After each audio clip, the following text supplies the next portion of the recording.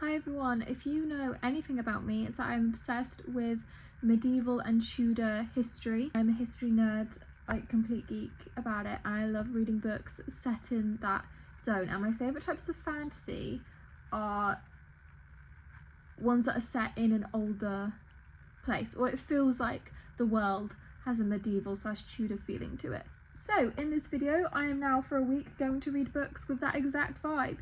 So let's start with The Princess Knight. I will show you this book in detail because it is gorgeous. This is the locked library edition of this book. And this is a Legally Blonde retelling, but medieval. So I believe she goes to night school to like prove that it's not hard and stuff like that. And then becomes like an amazing knight.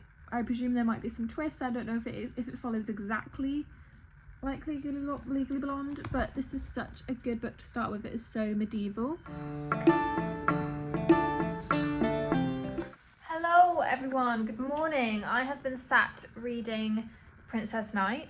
I am really enjoying it. I kind of know where it's going, like it's very obvious where the romance anyway is going, but I'm enjoying the romance. I like the male main character and I really like the female main character too. I like the drama, there's a lot of political intrigue. It does kind of feel like it's for my taste though. Like I can understand if you don't like these things, but it's just a very castle-y, medieval, fun book, and I'm really eating it up. I'm gonna keep reading and I'm probably gonna finish this over lunch and I'm gonna start the next book. But yeah, we're starting this vlog well.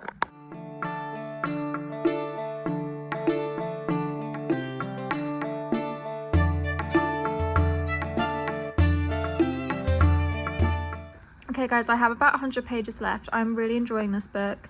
It's nothing crazy. It's not like a 5-star or anything, but it's a good 4-star read for me. And I think that's a really nice rating for it. It being pretty does help, to be honest. It really does.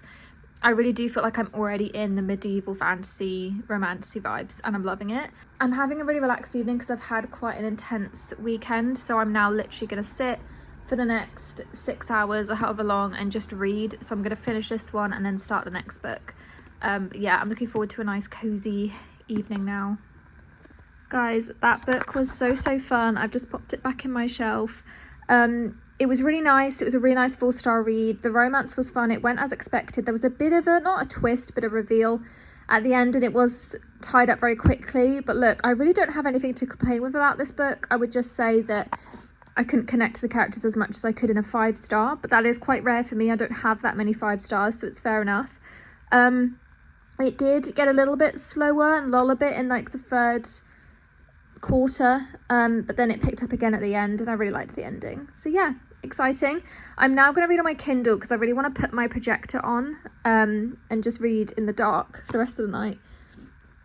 So I'm going to read The Knight and the Moth. I'm so excited. I haven't read Rachel Gillig before. I also haven't read One Dark Window, but if I like this, I will be very soon this winter reading that. But yeah, this has got really good reviews. It's not I don't think it's enemies to lovers, but it's kind of got a classic romantasy trope, and I'm very excited to read a medieval book with a knight as a character because I feel like I haven't really seen many knights as characters, and I love this setting. So yeah, I'm excited. I'm going to sit here and read this.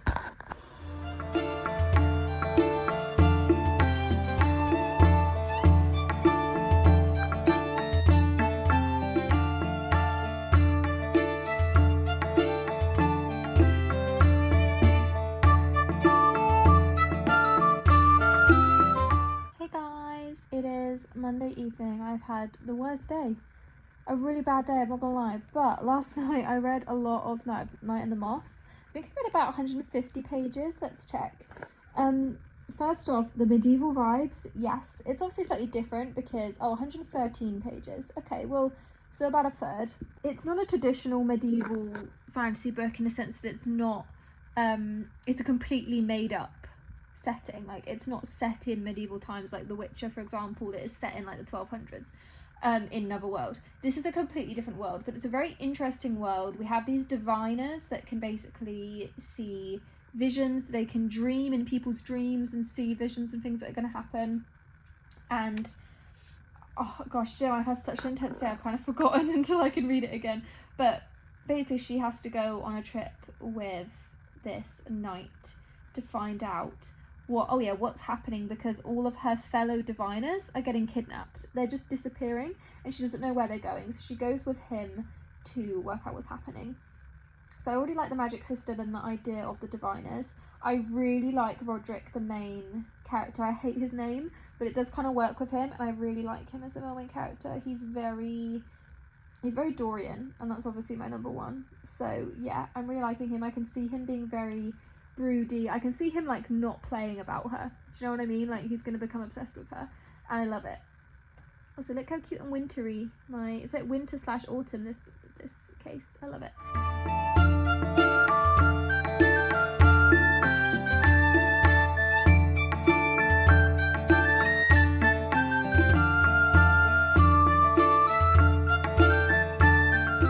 Guys, I've just finished The Night and the Moth.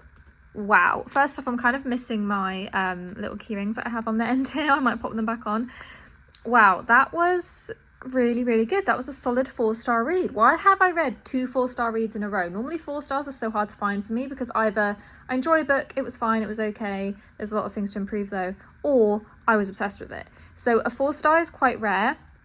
The only things I would change is that for some reason I just couldn't connect to it.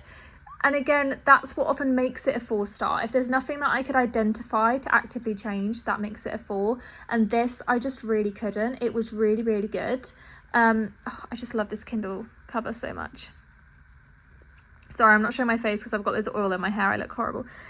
This case is also super cute. This is where it's from, on Etsy. I really recommend them. Yeah, it was really enjoyable. I loved the romance. The fantasy was fun, and it was a lot of world building, but the actual fantasy plot wasn't too crazy. It was easy to follow. But to be honest, for me, the romance was the best. The male main character was so good. He is now in the list. Like, he is amazing.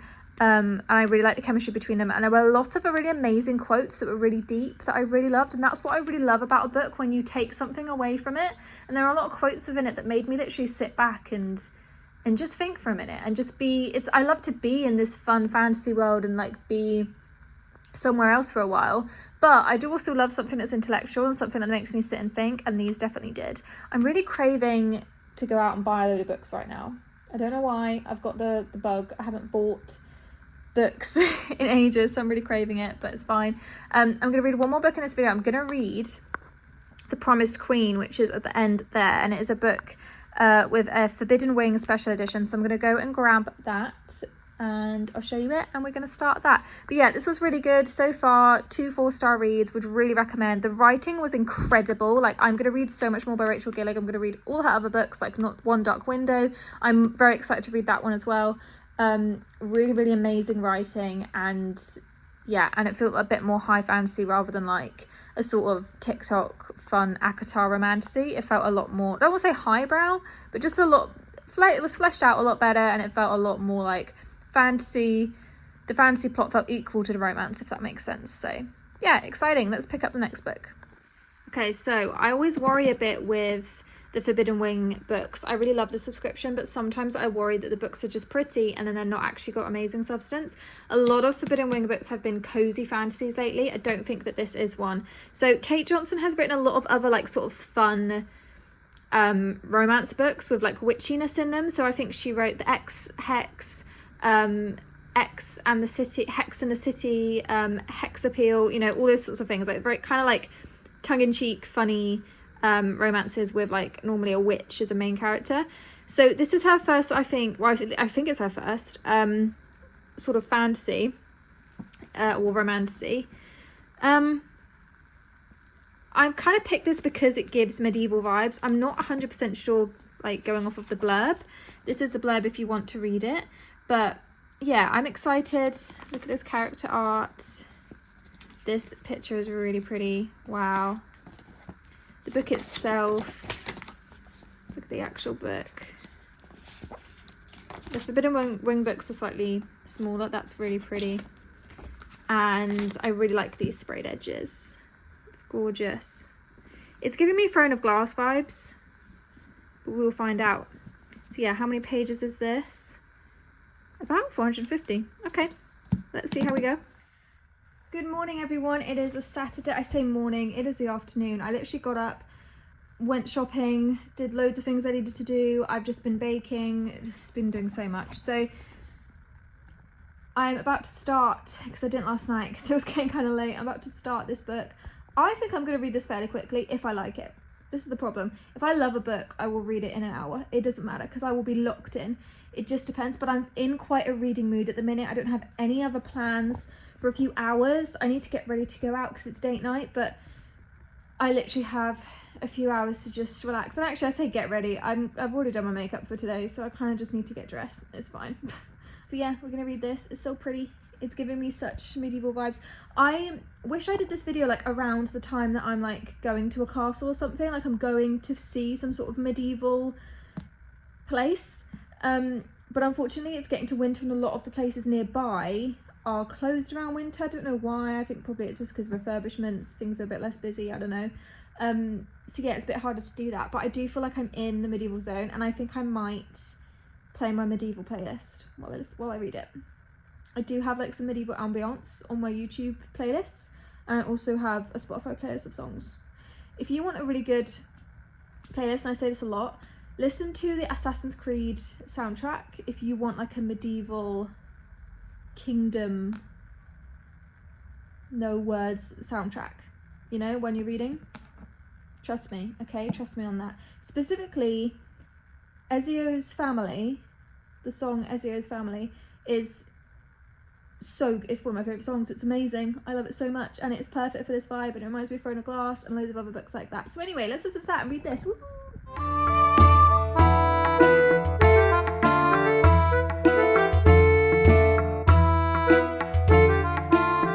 Hey guys, I'm reading The Promised Queen. I'm halfway through, I'm 200 pages in. Let's talk about where we are so far. So essentially we have a girl called Ember, love that name, that's cool, who has been sort of sent to this other land, world, country, because she has this special necklace on with this gemstone in it, and so they think that she's a promised queen, but she's like, I'm not the promised queen, I just took this necklace off this other girl, she's the promised queen. But they won't let her leave, and so she has to help them with this task to find this special gemstone, and then she can actually go.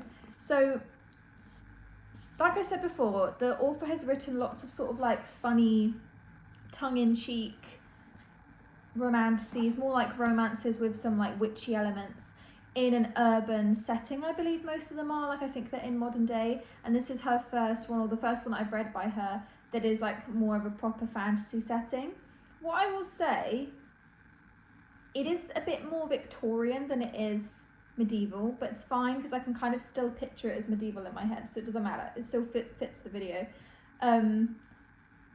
They talk in a very, very modern way though, like there's a lot of swearing. The film main character really reminds me of Bryce Quinlan, mixed with a bit of Aelin Galifianakis, so that's the vibe I'm getting, and I'm liking it. It's also throwing me off at some points though, like because it's got this old palace setting and I'm picturing this very old Throne of Glass style world. I think partly the book being a dark green and giving me Throne of Glass vibes also probably is adding to it, like that's making me picture this medieval world. Like when I picture like a medieval fantasy world, I'm picturing like a dark green, like regalness, you know. So that is in the back of my head. So yeah, I'm enjoying it. I am really liking it. I think this might be another 4-star read, guys. I think this is just going to be a solid 4-star video, which is actually quite good because like I said, normally I have at least a 3-star, like, but it was kind of just okay. But this is really fun. I'm enjoying it. I'm getting thrown off by the modern speaking, and I do wish it was a bit more medieval and a bit more like my style, but the aesthetics and everything still feel very medieval and in a way, and I like it. Good morning. Okay, so I've read a bit more of The Promised Queen. I am really enjoying it. I don't really know what's happening, and like it's not the most insanely thought out fantasy plot ever. I can see that the world is well built out, like there's lots of politics between the kingdoms, so that has all been thought out well, but in terms of the fantasy magic-y element, I'm a little confused. But hey, I like the vibes, I like where we are, and I like the romance, so I am enjoying it. And again, I do think that it just appeals and caters to my tastes, so naturally I'm gonna like it. So I do think that plays a big part into it. I don't think it's necessarily like objectively an amazing book or anything like that. But yeah, I'm gonna go to work now and I'm gonna finish it when I get home pretty quickly, I imagine. I've not got too much, I've got about 50 pages left. But yeah, I'm excited to finish it and see what's gonna happen at the end. I think it's a standalone, I'm not sure. But yeah, and then I can look through the reviews because I don't know what the reviews are gonna be. I imagine they'll be very mixed. A lot of her other books are very mixed. And I think I read one of her other sort of tongue-in-cheek, witchy romance books. I can't remember what I thought. I don't think I loved it. I think I found it kind of funny, but I didn't love it. So I imagine it might be a similar thing with this one. But anyway. Okay guys, I have just finished this book. So this was a fun read. It wasn't anything really special. It wasn't anything standout. It was a kind of typical romantasy. I'd say it definitely felt more YA than adult, even though it's not YA. I think it is adult. And like I said before, everything I said still stands. Like, the dialogue was a bit too modern. It did feel like she was an American teenager and it felt a bit weird. Given the setting and the fact, and also the setting was quite hard to work out because yeah, this is giving medieval vibes, but then it kind of felt maybe more Victorian at times, and I couldn't really understand the time period and also the length of time that passed. It feels like everything dragged but also happened really quickly. It's really hard to describe.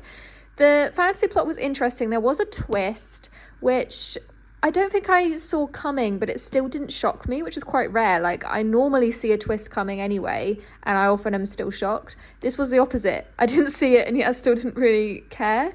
But it was a fun book, a fun standalone, and, you know, I would recommend it if you like other books by Kate Johnson, but I think if you're looking for like a serious fantasy or a fantasy with a deeper romance, then don't go for this one. I did like the romance, but again, because I couldn't work out the passage of time throughout the book, I can't work out if I don't know, it felt very fast and slow at the same time, and the ending felt quite rushed. But hey, it was fun to read, and I love the book itself. It's really pretty, and it definitely helped me get into the medieval vibe.